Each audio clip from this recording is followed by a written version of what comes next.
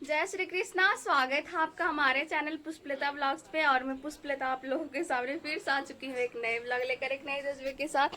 इधर देखिए मीठू को जो आया कर रहा है, और अर्चना। क्या अर्चना? किसका खीर? नाम ही नहीं पता ही। आज मैं बनाई हूँ साबूदाना का खीर। एक्चुअली कल खिचड़ी बनाने वाली थी, बट मैं खिचड़ी चावल का बना दी और खीर इसका बना दी। देखिए देखिए, ये है साबूदाना का खीर। इधर बनाई हूँ टमाटर का रस्सा, टमाटर करी। इधर है वही साबूदाना का खीर। इधर आलू का भुजिया बना रही हूँ, और उधर है चावल। और साथ में मैं देख रही हूँ विकास दिव्यकृति सर का वीडियो।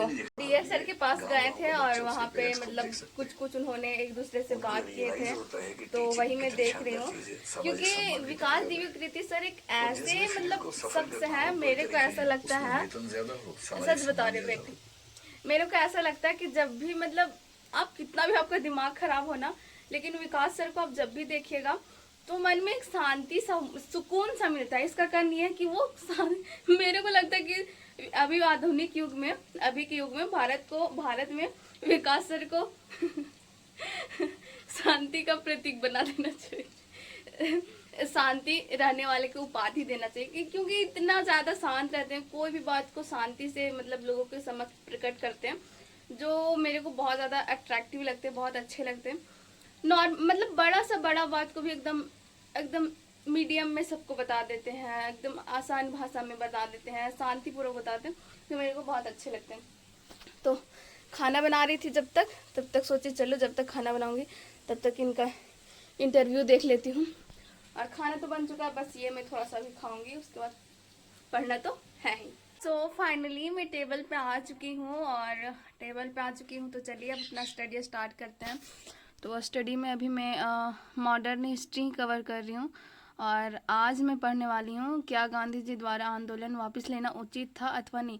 आप लोगों को पता होगा कि जो असहयोग आंदोलन लिया गया, मतलब आरंभ की गई थी गांधी जी के द्वारा, तो चोरी चोरा कांड जब हुआ। अच्छा एक चीज़ मैं आपको बताऊँ, बहुत सारे लोग ना चोरा चोरी कांड बोल देते हैं।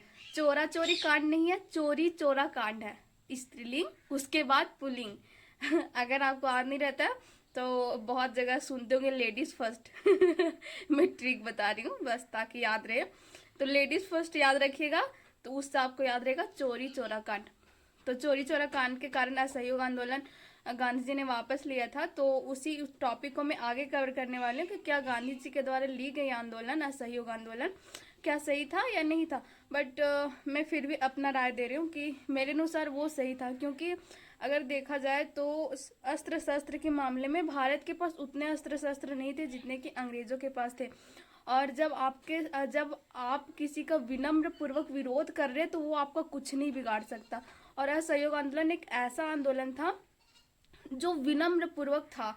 आंदोलन किया जा रहा था कि हम कोई मतलब ये हिंसा नहीं करेंगे, मतलब अहिंसा पूर्वक विरोध करना था, जो चोरी चोरा कांड में हिंसा का रूप ले लिया था। इसी वजह से गांधी जी ने इस आंदोलन को वापस ले लिया था। मेरे हाथ में कुछ पड़ गया, तो चलिए, वैसे मैं बहुत बार पढ़ रखी हूँ तो मेरे को याद है सब कुछ। तो चलिए सबसे पहले फिर से मैं अपना क्लास स्टार्ट करती हूँ। सो फाइनली यहाँ मेरा फर्स्ट सेशन कंप्लीट होता है, और फर्स्ट सेशन का टाइमिंग देखिए 3 घंटा 3 मिनट का। तो चलिए फिलहाल तो मैं कुछ देर रेस्ट करूँगी अब। लगातार 3 घंटा पढ़ने के बाद मतलब थोड़ा रेस्ट तो बनता है ना। तो चलिए रेस्ट करते थोड़ा बहुत। मेरे को नींद आने लगता है, मतलब मेरा टाइमिंग है। एक बात बताऊँ, मेरा अब ये बुरा आदत है सही आदत है पता नहीं, लेकिन मैं सच बताऊँ, जैसे मेरा 3 घंटा हो गया, जैसे 1 बजा है अभी, मतलब जैसे क्या 1 बजा ही है, 1 बजा मेरा। और जब मेरा 1 बजेगा या फिर 3 घंटा मेरा सेशन कंप्लीट हो जाएगा तो ऑटोमेटिक मेरे को 1 बजे नींद आने लगता है। और अगर 1 बजे मैं नहीं सोई, या तो फिर मैं मतलब हाफ टाइम में थोड़ा सा नहीं सोई, तो जो सेकेंड सीटिंग होता है वो मुझसे नहीं हो पाता है। मतलब सेकेंड सीटिंग में आलस जैसा आते रहता है, तो इसी वजह से मैं थोड़ा सा रेस्ट कर लेती हूँ, दोपहर में 1 घंटा सो लेती हूँ। उसके बाद जब मैं सो के उठती हूँ ना, तो एक्चुअली क्या लगता है ना कि मतलब पूरा माइंड मेरा फ्रेश लगता है, ऐसा लगता है फिर से मैं सुबह पढ़ने के लिए बैठी हूँ। तो इसी वजह से मैं बीच में थोड़ा सा रिलैक्स कर लेती हूँ, ताकि मतलब मेरा जो दिमाग थका है वो रिलैक्स हो जाए। और उसके बदले देखिए, उसके बदले फिर शाम में मैं जो 3 बजे पढ़ने को बैठती हूँ, फिर डायरेक्ट 8:30 बजे रात में उठती हूँ। उसके बाद 10 बजे से 12-1 इस तरीके से पढ़ती हूँ। तो इस प्रकार मैं रात में लेट तक पढ़ लूँगी, लेकिन दिन में नहीं सोती हूँ, तो फिर मेरा पूरा दिन का शेड्यूल गड़बड़ हो जाता है। तो इसी वजह से मैं थोड़ा आराम कर लेती हूँ सेकेंड सीटिंग से पहले।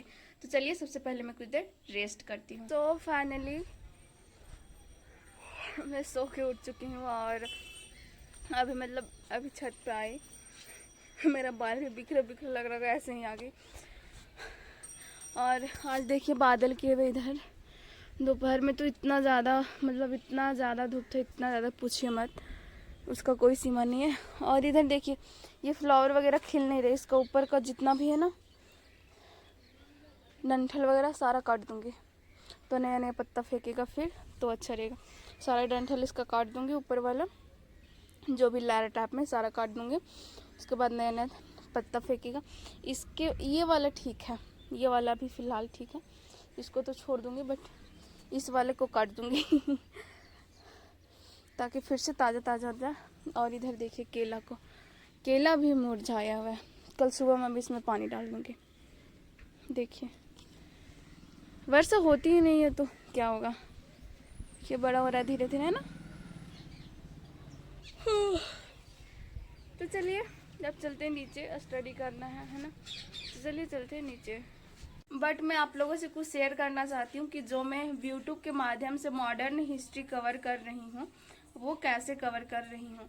और ये कमेंट था लक्की जी का, आपने कमेंट किया था कि दी आप जो modern history Madhukar Kotwe sir से यूट्यूब में प्लेलिस्ट के माध्यम से कवर कर रहे हैं, वो कैसे कर रहे हैं। तो मैं आपको बता देती हूँ। सबसे पहले सिलेबस जानना बहुत ज़रूरी है।